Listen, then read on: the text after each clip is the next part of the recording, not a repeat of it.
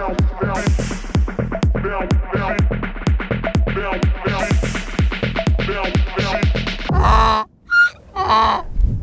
a smoking hot bike like this, we need to show the rear end some love. Hey, I'm Ewan, and today we are here to install Yoshimura's V2 Fender Eliminator Kit on this Kawasaki Ninja 500. Now, the thing with most sport bikes, and especially this Ninja 500, is they look so good all over, but this big, hideous mess in the rear just needs to go. In fact, the nerd holding the camera even said it looks like a Zelda character. I have no idea what he's talking about, but all I know is this needs to get off the bike as soon as I found that out.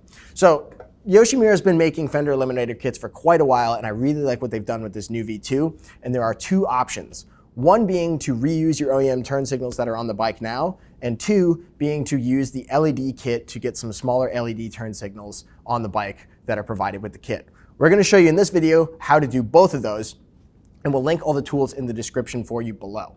Now, I think this is a must-do on all sport bikes. It's just going to make the rear end look so much sleeker. And if you've never taken on a project of your own on your motorcycle, I think this is the perfect first one to do it because it's such low effort and such high reward, giving you the confidence to take on some more projects in the future. So the first thing that we're gonna do is get our rear passenger seat off the motorcycle so that we can access all the wires that are connecting our rear license plate light and turn signals to the motorcycle so we can start disassembling this rear. So once you get your passenger seat off, a lot of the time there's going to be this plastic cover. You could just lift it up and work under it. But for the sake of showing you everything I'm doing a bit better, I'm going to actually remove the cover entirely by just taking the cotter pins out of the hinges and removing the cover from there. Once we get under here, essentially what we are trying to do is unplug all of our connections to our license plate light and our turn signal lights.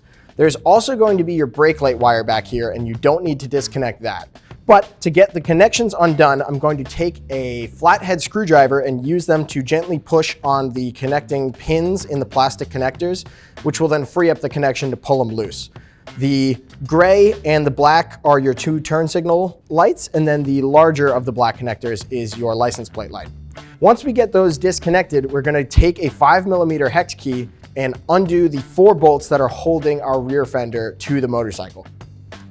Get the first 3 undone, but then it's important once you get to the 4th, you're going to want to support the rear fender with your other hand. Also important to note, as you're watching me do this, there is a rubber grommet that goes in between where the fender meets the bottom of the tail. And I probably should have removed that first because it's a bit of a tight squeeze, but you see, I get the 2 turn signal connectors out and then there's a bit of a space issue. So I removed the rubber grommet to get the license plate light connector out. So the thing I think is really cool about this new V2 for the Fender Eliminator Kit is the fact that it's so easy to order exactly what you need for your motorcycle. There are 2 options, and one is to reuse your OEM signals, and the other option would be to get new LED lights, LED signals from Yoshimura. The difference is really just going to come down to cost. Essentially, with the OEM kit, you're going to get your Fender Eliminator box here, which has your license plate bracket and license plate light, and then the OEM kit will come with a bracket to then remount your OEM signals, which are incandescent bulbs. If you wanted to spend a bit more money for a different look, maybe a bit sleeker of a look, the LED option is going to give you your Fender Eliminator box as well as everything in this box which is needed to install the LED lights. So it really is just preference. If you like the look of your incandescent OEM signals, I would go with that. If you wanted something a bit sleeker and an LED light instead, you can go with that option. For this video, we're going to cover how to install both of them, but first we're going to do the OEM option. And the first step in doing that is going to be taking our license plate off of our old fender and then actually disassembling our OEM signals from the rear fender to then reuse on our Eliminator kit. Now the first step for that is going to be taking both of these off, which I'll show you how to do now, and then later on in the video, we will show you the difference in installing the LEDs.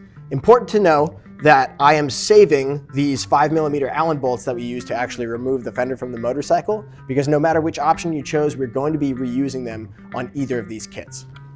So once you have your original fender on the table, you're going to go ahead and remove your license plate, and then on the underneath side, you are going to locate one screw which is going to remove a plate that holds your signals into the fender.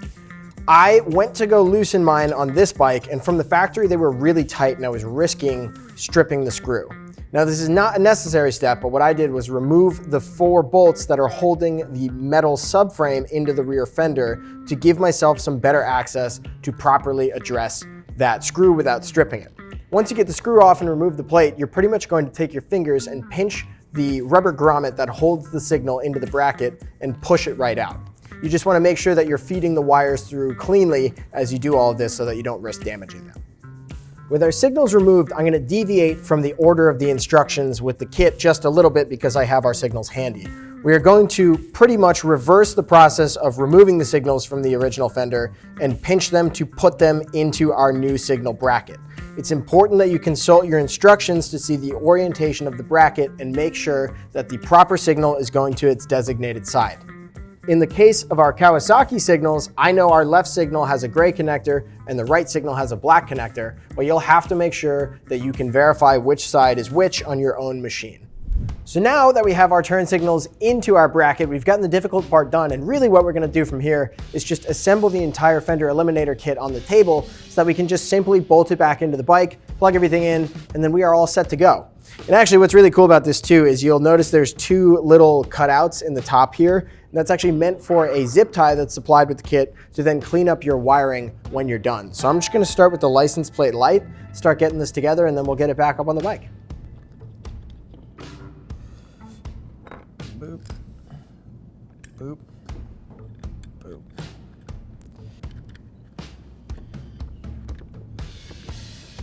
Up and through here.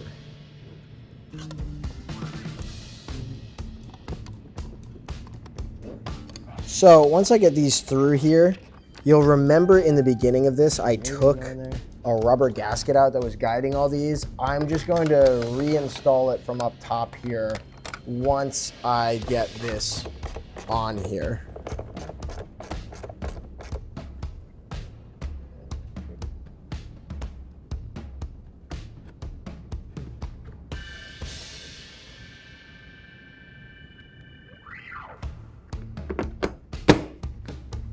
So there's our new Fender Eliminator kit with our OEM turn signals installed, and it is so much less mess back here. Nice and tight to the rear of the bike, and I think it looks super great. I also think the OEM signals look really good in this smaller package, and if you're looking to save a few dollars, I think it's a great option to do it. But now we're gonna dive into what the LED signals might look like on here and the additional step that it takes to get those on the bike.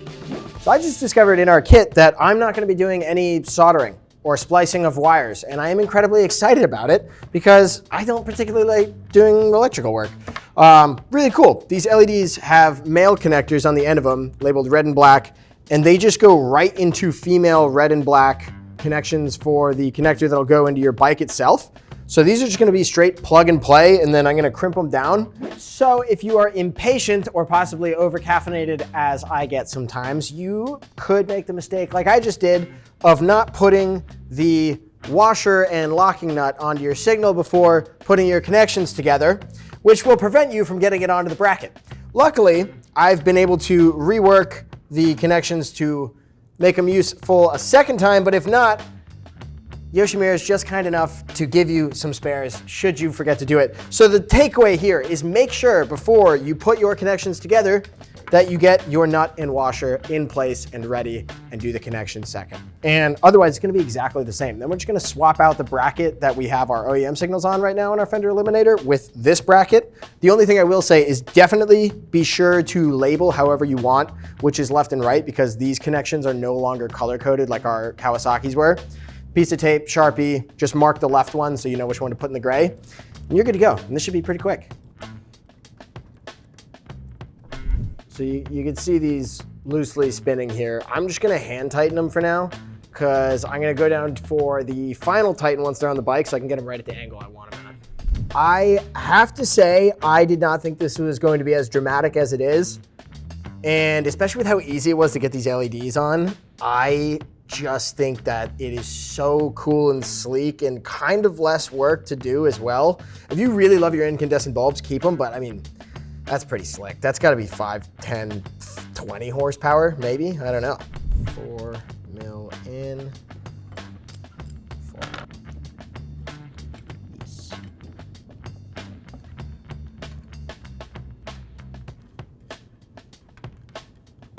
Yeah, so what we're doing here is taking our zip tie to hold all these up here once it's all said and done.